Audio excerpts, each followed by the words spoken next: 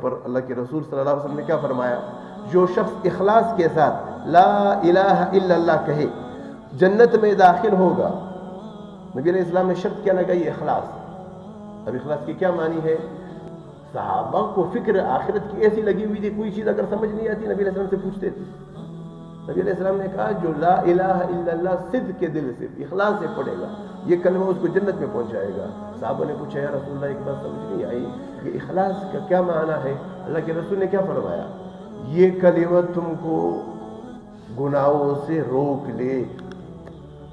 کلمہ تو پڑھو زبان سے، لیکن کلمہ پڑھ رہا ہے، تسبیحات میں ہے اور آنکھوں کی زنا میں مبتلا ہے یہ شخص، تو یہ کلمہ تو اس نے زبان سے پڑھا ہے یار۔